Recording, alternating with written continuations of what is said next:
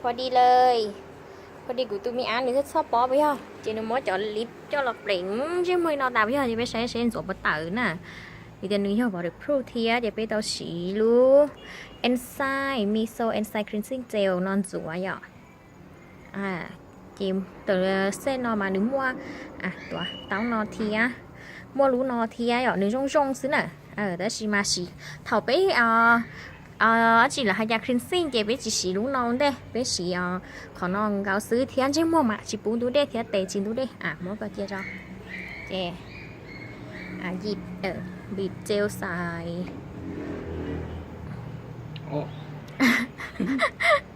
มีสติกเกอร์ด้วยเอาทีละจุดนะเอาทีละจุด cleansing ตรงหน้าผากก่อนเอาตรงหน้าผากก่อน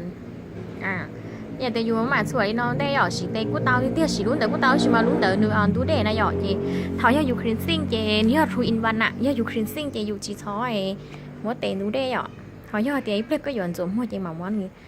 tú đây tháo ra tiền nút thì có chị mua mấy cả đến đợi chị có được hoạt sợ lo xứ nữa chị mới chợ treo được qua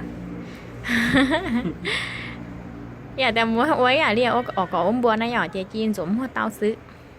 แต่ชิมันเอามาอย่าชัวม้วนหนึ่ง cleansing เต๋อนะหยอกใกล้ๆชี้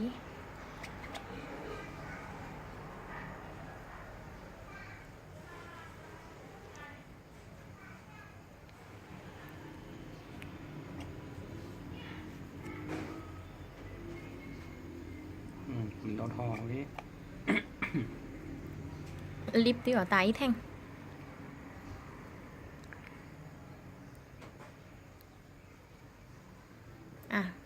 ขัดเลยโอเคเอาเจลตั้งไว้ก่อนขัดสองมือ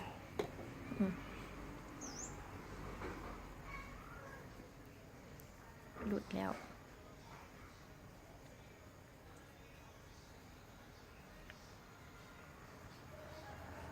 nhưng mà rất lủng cả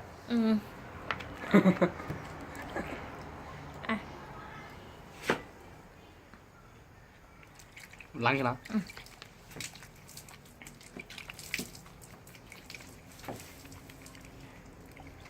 น้อยหลุดแบบแค่ครั้งเดียวก็หลุดแบบหมดแล้วเนี่ย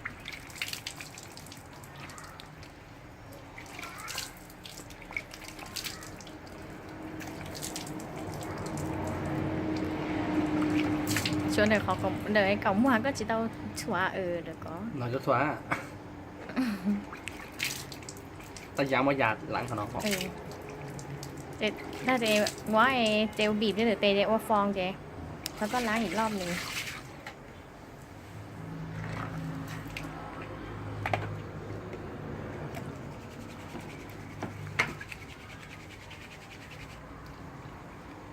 เดี๋ยวเก่ามั่วฮะเดี๋ยว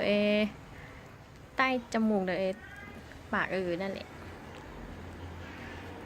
เดี๋ยวให้ดินเจ้าฮะขันดินเจ้าได้เลย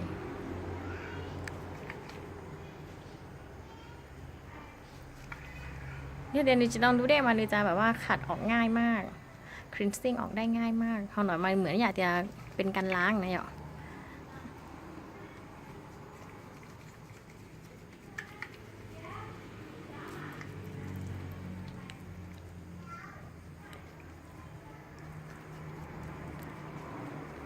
ลิ้นเจ้าเขาอ่ะลิ้นเจ้าเดี๋ยวกำว่าที่เราชัวนึงย้อนกินหน่อยขมหัวนึงย้อนกินหน่อยขมหัวเจจีปอ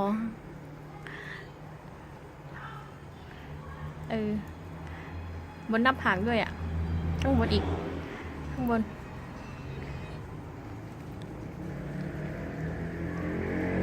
โอเคล้าง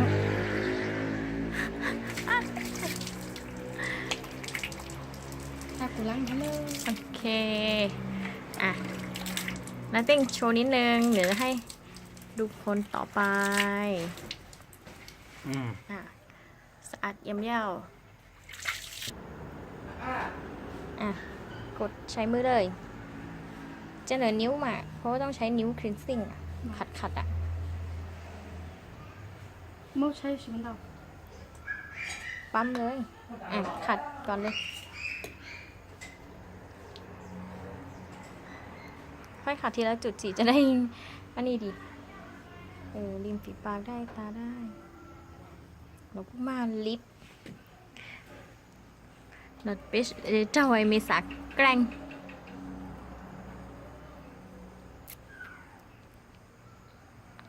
เพราะปกติมายอดเตียนลิปได้นอมันสวนยุ่ยวะ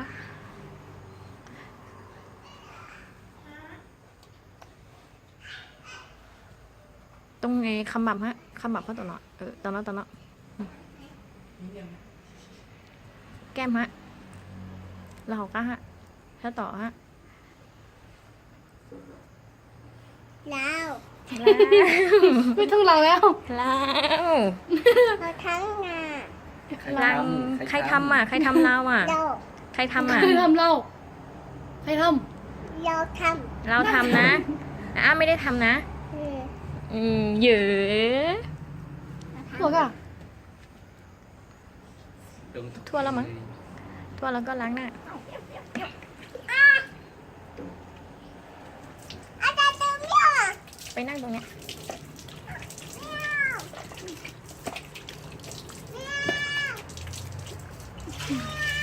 ได้ไหมตัก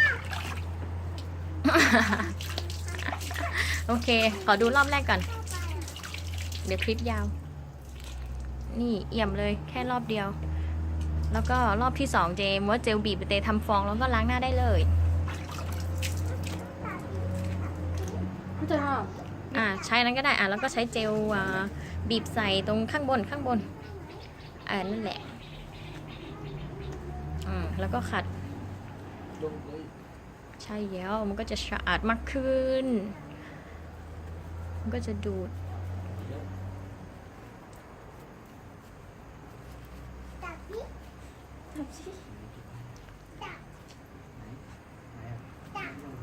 จับอะไรลูกเดี๋ยวริมฝีปากฮะ จับไม่ได้จับไม่ได้เหรอจับไม่ได้เหรอจับไม่ได้เหรอจับไม่ได้เหรอ ไปฝั่งไหนเอ่ย ไม่ได้ ไปฝั่งไหนเอ่ย ไม่ได้เหรอ โอเคสะอาดเย้า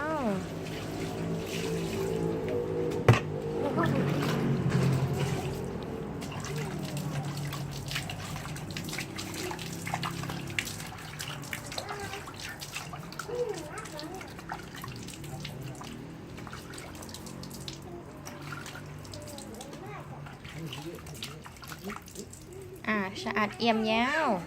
อันนี้เยอะๆอ่ะ ทำไมตัวจริงขาวกว่าในกล้องนะกล้องไม่ค่อยขาว โอเค จะชิมเขาแต่นี่ก็ ตัวนี้เลยนะจ๊ะ